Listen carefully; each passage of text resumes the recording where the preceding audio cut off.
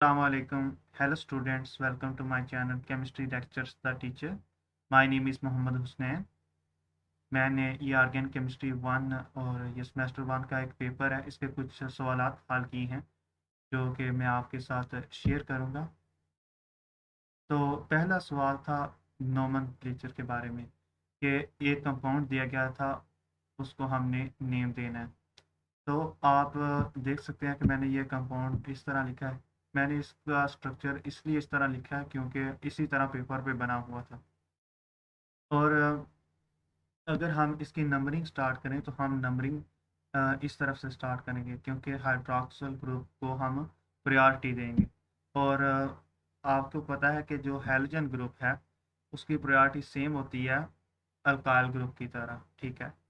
तो हम alcoholic group को प्रायोरिटी देते हुए नंबरिंग यहाँ से स्टार्ट करेंगे 1 2 3 4 5 6 एंड 7। तो क्योंकि हम जब सब्स्टिट्यूएंट्स को नेम देते हैं तो हम अल्फ़ाबेटिकली देते हैं, तो अल्फ़ाबेटिकली ब्रोमो बी सबसे पहले आ रहा है तो हमने इसको नेम दिया 6 ब्रोमो 4 इथाइल, ये इथाइल ग्रुप है। 2 हेप्टानोल, ये 7 कार्बन है जो कि पेरेंट चेन है, सो हेप्टा एंड ओल from the alcoholic functional group, और ये 2 इसकी पोजीशन को शो कर रहा है। तो इस तरह मैंने इसे नेम दिया।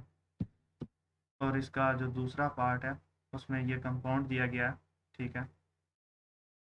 इसमें 2 सब्स्टिट्यूएंट्स अटैच हैं। मैंने बिगर ग्रुप को जो है वो 1 का है और स्मॉलर को फिर उसके हिसाब से नंबरिंग देते हुए 4 का है। तो अगर आप देखें कि ये जो बिगर ग्रुप है ये असल में ये सेकेंडरी ब्यूटाइल है, ठीक है। ये जो सब्स्टिट्यूएंट है सेकेंडरी ब्यूटाइल, इसे आप आइसो ब्यूटाइल नहीं कह सकते, ये सेकेंडरी है। के लिए आपको इन तीनों में फ़र्क पता होना चाहिए कि क्या फ़र्क है टर्शियरी ब्यूटाइल में, सेकेंडरी ब्यूटाइल में और आइसोब्यूटाइल में। तो आप देख सकते हैं कि टर्शियरी ब्यूटाइल और सेकेंडरी और आइसोब्यूटाइल तीनों के मैंने स्ट्रक्चर ड्रा कर दिए और इनके अदर नेम्स भी मैंने आइसोब्यूटाइल और टर्शियरी ब्यूटाइल के लिख दिए हैं। सेकेंडरी ब्यूटाइल का मैंने नेम जो है वो यहाँ पे लिख दिया है, इसको हम इस तरह भी नेम देते हैं। तो इसका जब मैंने इसको नेमिंग इसको दी, ठीक है, तो ये सेकेंडरी ब्यूटाइल 4th पोजीशन पे आइसोप्रोपाइल ग्रुप अटैच है। तो 1 सेकेंडरी ब्यूटाइल 4 आइसोप्रोपाइल साइक्लोहेक्सेन इसका नाम होगा। नेक्स्ट यहाँ पे हमारे पास नेम्स दिए गए थे कंपाउंड्स के और उनका स्ट्रक्चर ड्रा करना था। तो इसका नेम दिया गया था 4 ब्रैकेट में 1 di methyl ethyl octane, okay. और आपको पता है कि जो टर्शियरी ब्यूटाइल है उसे हम 1 डाइमिथाइल इथाइल भी कहते हैं, ठीक है। और उसकी वजह भी आप देख सकते हैं कि अगर आप इसको इथाइल ग्रुप कंसीडर करें तो आप देख सकते हैं कि इसके साथ 2 मिथाइल ग्रुप्स अटैच हैं, ठीक है। तो हम इसको इस तरह 1 डाइमिथाइल इथाइल कह सकते हैं। तो ये ग्रुप जो है वो कार्बन नंबर 4 पे अटैच है। मैंने यहाँ पे नंबरिंग तो नहीं दी क्योंकि हम खुद ही इसको लिख रहे हैं, आप नंबरिंग दे सकते हैं अपनी सहूलत के लिए। तो 1 2 3 4 ऑन द 4th कार्बन ये ग्रुप मैंने अटैच कर दिया जो कि टर्शरी ब्यूटाइल है, 1 टाइम इथाइल इथाइल ऑक्टेन, ये होगा इसका स्ट्रक्चर। ये वेरी इजी था। दूसरा है 3 सेकेंडरी ब्यूटॉक्सी 1 प्रोपानोल।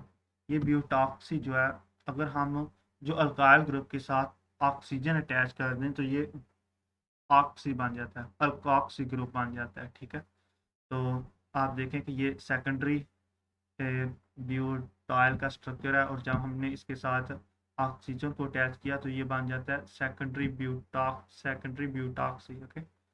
और ये थर्ड पोजीशन पे अटैच है क्योंकि आप देख सकते हैं कि मैंने पहले एक पेरेंट नेम जो है वो प्रोपेन से निकली है, प्रोपा, उसको मैंने लिख दिया, okay.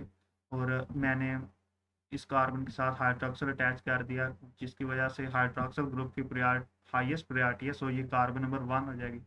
Carbon number 2, carbon number 3 और ऑन द कार्बन नंबर 3 ये सेकेंडरी ब्यूटॉक्सी ग्रुप अटैच है, ठीक है।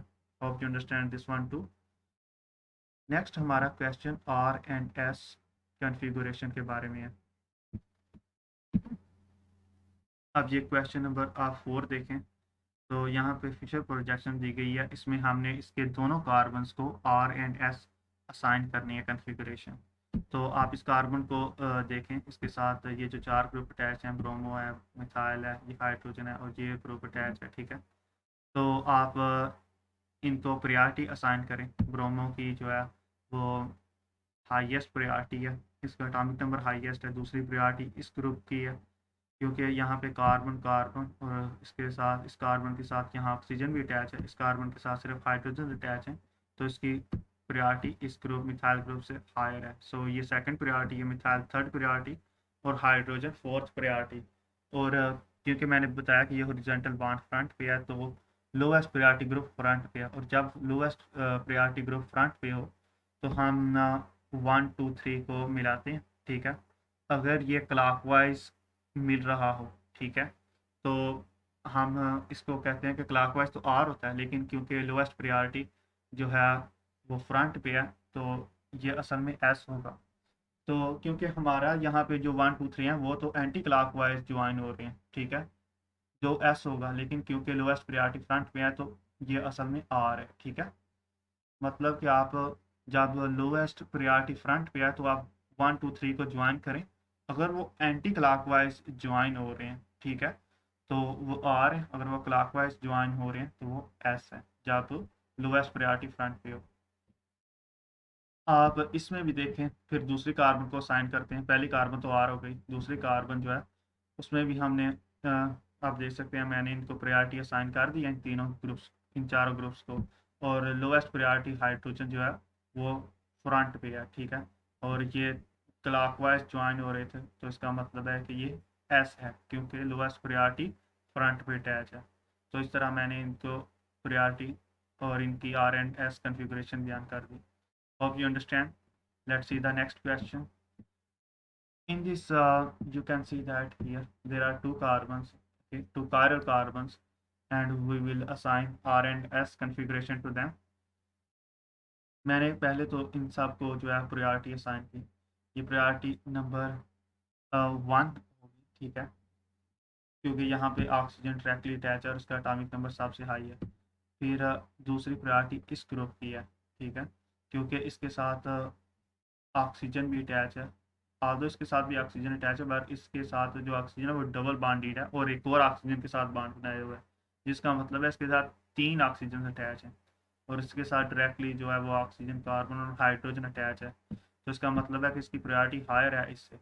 तो ये थर्ड प्रायोरिटी ग्रुप हो जाएगा इस कार्बन के हवाले से। First priority, second priority, third priority और फोर्थ प्रायोरिटी। आपको पता है कि fourth priority already in the back पे है। सो ये बैक पे है, इसका मतलब है कि अगर ये क्लॉकवाइज होगा तो ये आर है, और अगर ये एंटी क्लॉकवाइज ज्वाइन होगा तो ये एस होगा। तो ये तीनों ग्रुप 1 2 एंड 3 ये क्लॉकवाइज ज्वाइन हो रहे हैं, तो इसका मतलब है ये आर है। इसमें आप देख सकते हैं कि मैंने प्रायोरिटी असाइन कर दी है। फर्स्ट प्रायोरिटी इसको, सेकंड इसकी, थर्ड इसकी और फोर्थ इसकी, ठीक है। तो लोएस्ट प्रायोरिटी वो फ्रंट पे है, ठीक है। तो 1 2 3 ये क्लॉकवाइज ज्वाइन हो रहे हैं, तो ये इसका मतलब है कि ये एस है, क्योंकि लोएस्ट प्रायोरिटी जो है वो फ्रंट पे है। इसके बाद मैंने ये क्वेश्चन नंबर 7 जो है इसके रिएक्शंस दिए हैं सॉल्व। इसमें ये 2 रिएक्टेंट्स दिए गए थे और साथ में ये रिएजेंट्स भी मेंशन थे। तो ये नाइट्रोनेफ्थलीन है, प्रिसाइसली 1 नाइट्रोनेफ्थलीन।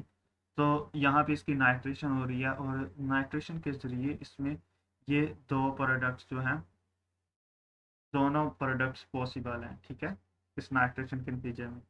इसका मैकेनिज्म अगर आपने समझना हो तो आप नाइट्रेशन को स्टडी कर सकते हैं, ठीक है। मैंने यहाँ पे सिर्फ इनके प्रोडक्ट्स को बयान किया है। सेकंड जो क्वेश्चन था वो सल्फोनेशन था, ठीक है। यहाँ फेनोल दिया गया। जब हम 25 डिग्री सेंटीग्रेड पे इसके जो कंसनट्रेटेड सल्फ्यूरिक एसिड से इसको ट्रीट करते हैं तो इसकी सल्फोनेशन होती है, लेकिन आर्थ पोजीशन पे, ठीक है। आर्थ पोजीशन पे ये जो ग्रुप है वो अटैच हो गया, क्योंकि टेम्परेचर 25 डिग्री सेंटीग्रेड ये मैंशन द क्वेश्चन में। 100 डिग्री सेंटीग्रेड पे आपको पैरा प्रोडक्ट भी मिल जाएगी, ठीक है। इसके बाद हमारे पास ये एनिसोल था जिसे हम मेथोक्सी बेंजीन भी कहते हैं, और इसको हाइड्रोजन आयोडाइड 57% से हमने ट्रीट किया था। तो इसके result as a result of this we get a phenol, this is phenol formation reaction, okay. और हमारे पास मिथाइल आयोडाइड आता है। और ये क्वेश्चन नंबर 4 है, ठीक है, जिसमें आप देख सकते हैं कि हमारे पास साइक्लोहेक्सीन है, ठीक है, और इसके कार्बन के साथ हाइड्रोक्सिल ग्रुप अटैच है, अल्कोहलिक ग्रुप, और दूसरी तरफ ये हमारे पास अटैच है मिथाइल ग्रुप। और जब हम इसको सल्फ्यूरिक एसिड से ट्रीट करेंगे और हीट करेंगे, ठीक है, तो यहाँ पे डिहाइड्रेशन होगी, ठीक है, डिहाइड्रेशन होगी। हाइड्रोक्सल यहाँ से रिमूव होगा, और जो है हाइड्रोक्सल फ्रॉम दिस कार्बन, और हाइड्रोजन बीटा कार्बन से रिमूव होता है। जो कार्बन इस कार्बन के साथ अटैच है वो बीटा कार्बन है, ठीक है। और आपको पता है ये दोनों बीटा कार्बन के, इस बीटा कार्बन के साथ 2 हाइड्रोजन अटैच हैं, इसके साथ 1 हाइड्रोजन।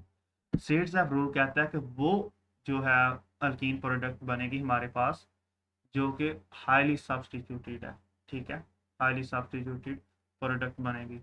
और आप देख सकते हैं कि यहाँ पे ये प्रोडक्ट हमारे पास आई है, डबल बॉन्ड यहाँ पे बना है, मतलब कि हाइड्रोजन दिस कार्बन से जो है वो रिमूव हुई है, और डबल बॉन्ड यहाँ पे बना है। और ये डबल बॉन्ड ट्राई सब्सटीट्यूटेड है, 1 सब्सटेंट, 2 सब्सटेंट, और ये 3rd substituent. Hydrogen does not count as substituents, okay.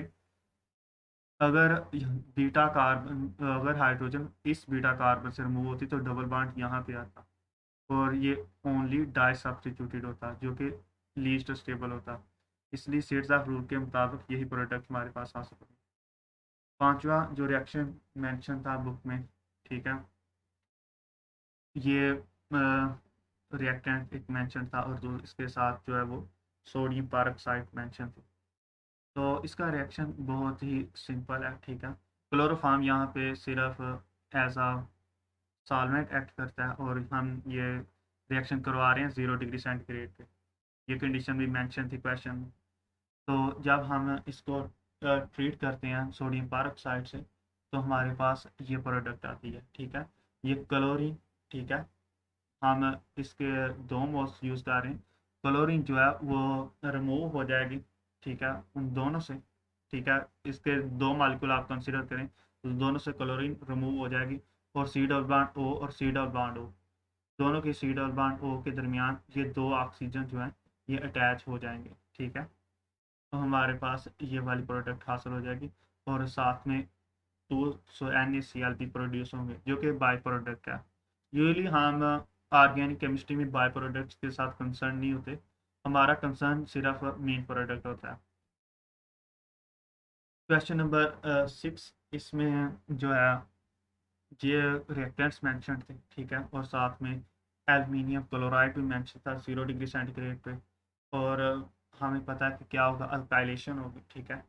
Friedel craft alkylation अगर आपने पढ़ी हो तो उसमें ये होता है। मगर यहाँ पे एक और चीज़ है, क्योंकि जब ये रिएक्शन होता है तो उस रिएक्शन के नतीजे में एक कार्बोकेटाइन पैदा होता है, ठीक है। आपको पता है कि अगर ये क्लोरीन रिमूव होगी तो ये जो पॉजिटिव चार्ज है, ठीक है, क्लोरीन पे नेगेटिव चार्ज आएगा, अगर क्लोरीन और इस कार्बन का जो है बॉन्ड ब्रेक होगा, तो इस क्लोरीन पे नेगेटिव चार्ज आएगा और इस कार्बन पॉजिटिव चार्ज आएगा। इसका मतलब है कि ये प्राइमरी कार्बोकेटाइन बनेगा, क्योंकि ये कार्बन फर्दर सिर्फ एक ही कार्बन के साथ अटैच है।